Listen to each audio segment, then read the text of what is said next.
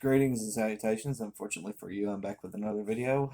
Um, no, as of right now, as of this recording, no further bad news. And no bad news is always good news, right? So, uh, I'm just going to get back on topic today. We're going to do what I normally do, and that is we're going to forget the real world for a little bit.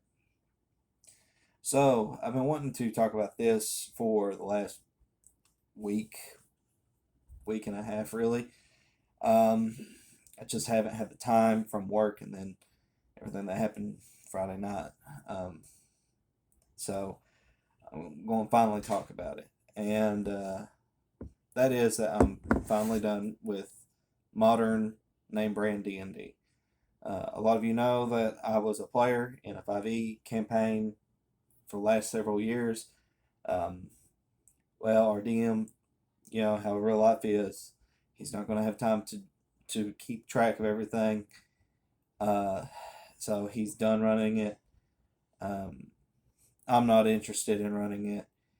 Ben doesn't have interest in being a DM at all, and Donnie is uh, he's always been a one shot guy. He likes one shots, but he doesn't like to run long term campaigns. He likes to play, but not run long term campaigns, and I can understand.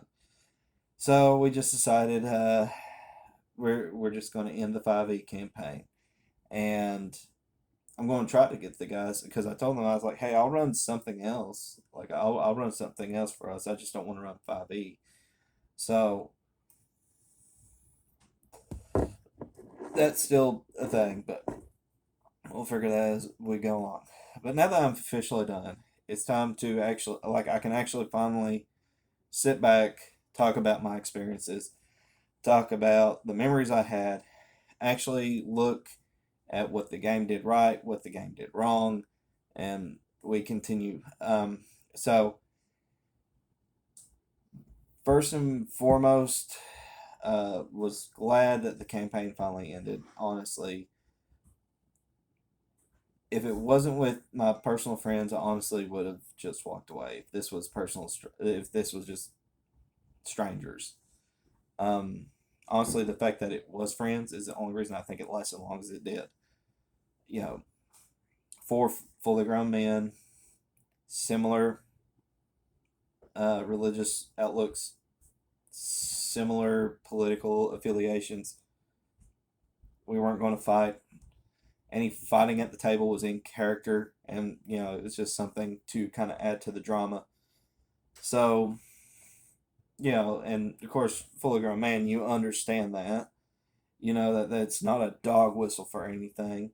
If I'm not, if I'm interacting with a drow NPC, Nicodemus is not trustworthy of him for various reasons due to his past. So, and it's not a dog whistle for anything because number one, Donnie in real life is black, and so if anybody had a right to call anything dog whistle, it would have been him, and even he knew that's not what this was. This was just role playing because that's what role playing is. That being said, the game got bogged down a lot. That one of the reasons why I mentioned the role playing is because at that point that was the only fun thing about it because combat sucked.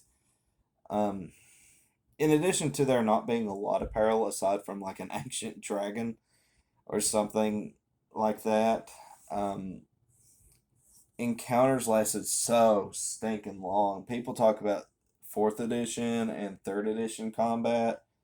This fifth edition combat absolutely sucks at later levels. It is such a boggy mess. It shouldn't take you 45 minutes to run an encounter with six ghouls, but it does. Six ghouls, three player characters, and an NPC follower. Like, it just made everything a slog. It got to the point where me and Donnie, because Donnie was a cleric, I was a human wizard,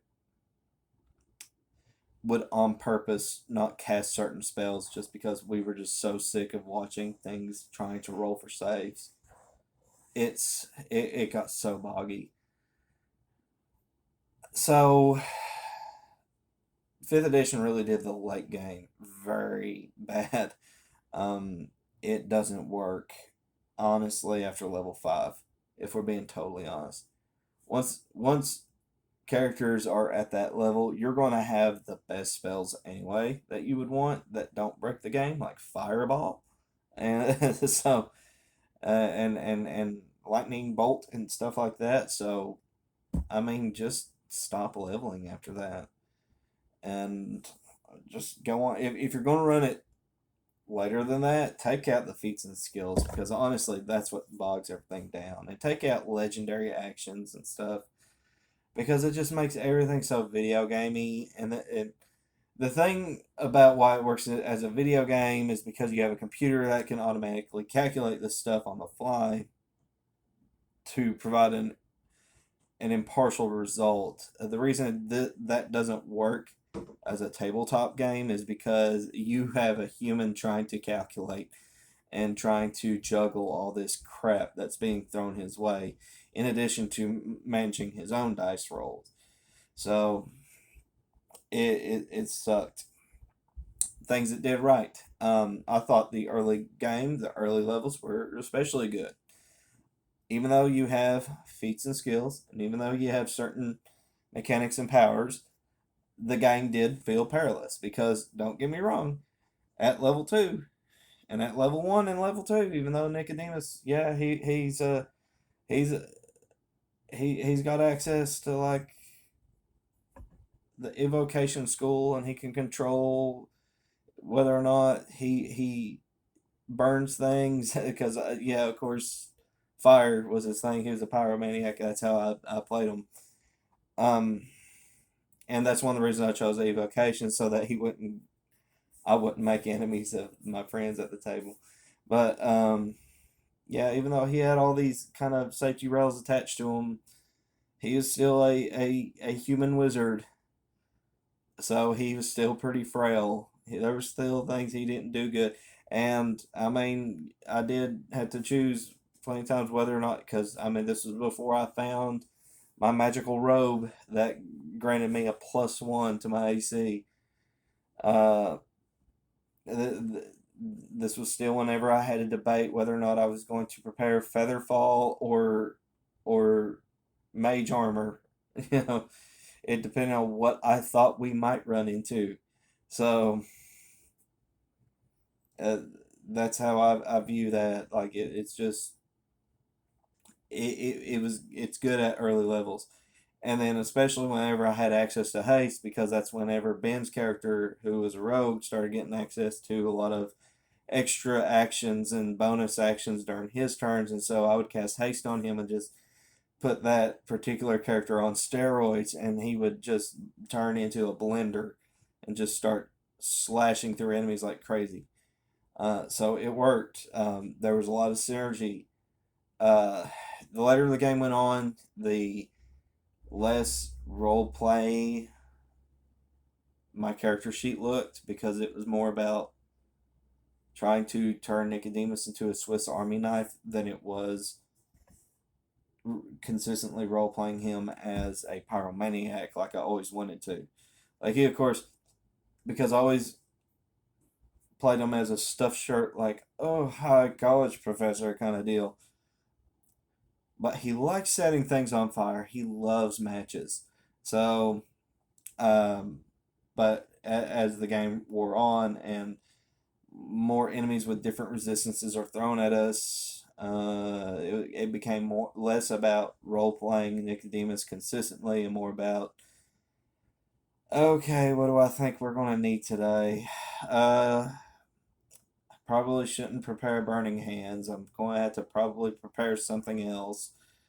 So it was kind of disheartening at later levels, seeing how the way that I played Nicodemus started to kind of gradually lose its focus. Um, Things the game did right. People talk about to this day and forever will, advantage and disadvantage. It's entered the hobby vernacular now. to the point where a lot of people are putting it in their system or putting it in their house rules at their tables. So I think it's a good mechanic. It's easily abused. It can be easily abused, but by and large, if you got a GM who's got a good head on their shoulders, able and not afraid to say no sometimes, it can be done. So the strength of where our game came from was the fact that Josh was not afraid to say no, and he also didn't run modules as written. He would tweak them a lot to try to make them his own. So, like, if he thought an encounter sucked, or if he thought a particular NPC sucked, he would rewrite them, turn them into something else that he felt like fit the feel of what he wanted his game to be better. Uh, I am gonna miss it, but I'm only gonna miss the early levels.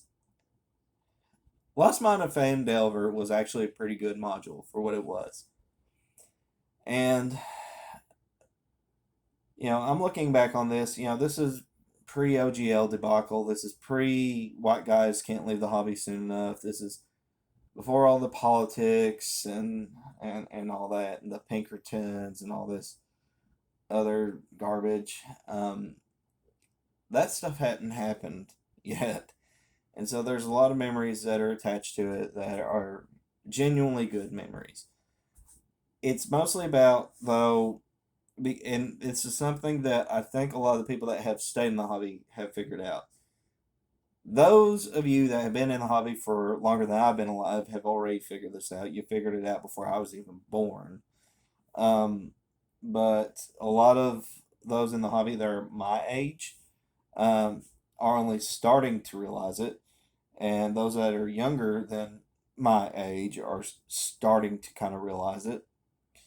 And that is, once it's all said and done, when the Hollywood obsession with chic nerd culture dies down, when Stranger Things is no longer the most popular show uh, that one could watch, when Critical Role is no longer the most popular Let's Play channel to watch, people have figured out that it's not about the drama in the game necessarily. It's not about the mechanics, the rule sets, the additions. It's about the memories with the friends, the stories, like, because that's what this hobby is. You, it's like a fishtail. You went out to the creek and you caught a fish this big, but then it's this big when you tell the story. When in actuality, it was probably this big whenever you pulled it, reel it in. But you got to make a story, and that's really what this hobby is the fish tale.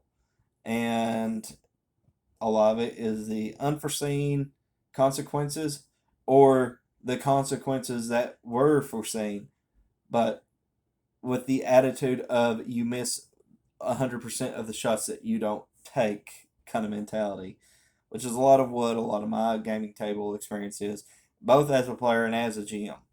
So with that group, a lot of the stuff that we failed at, mouthed off to another hedge wizard and got paralyzed for 10 stinking rounds. uh, 10 rounds of nothing. Ugh. But, I put myself in that situation, made that terrible choice. Uh, and then, the time I killed a lich within the first couple of rounds, where I souped up my fireball and chucked it, and it was, when I say it was one of the luckiest rolls that you can make, I really mean, like, I will never make that roll again. It will never happen again, ever in my life. And it's unlikely that I'll ever see anybody make it at a table. If it wasn't for the fact that I had 3 other witnesses to see that, nobody would believe me. So, there you go. Uh, as a GM, I've seen a lot of I made a lot of bad calls, but I've also seen players make a lot of bad calls, and that's what it is all about.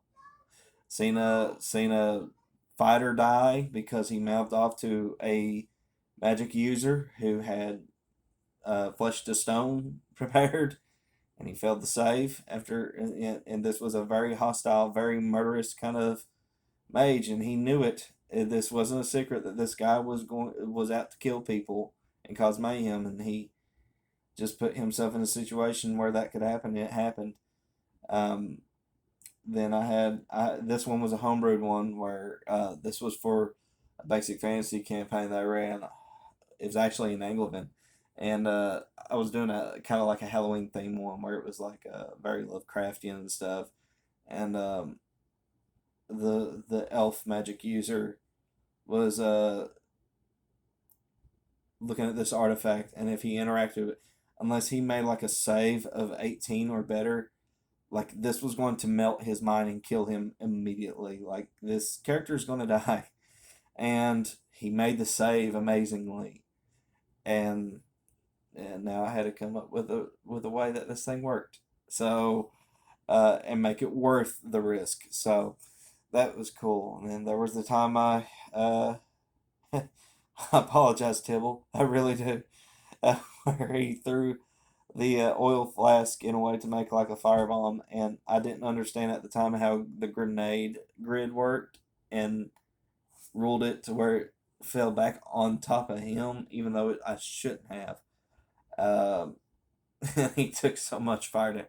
He lived, thank goodness, and they made it back to town okay. But that was probably the worst call I've ever made. Um, and then Grant fell down the hole, uh, trying to find an alternative route to the bottom. He fell down the pit trap and ran into a gray ooze. He made it back up because oozes are slow, but it was a close call because he almost fell right on top of it. And then Karfanek,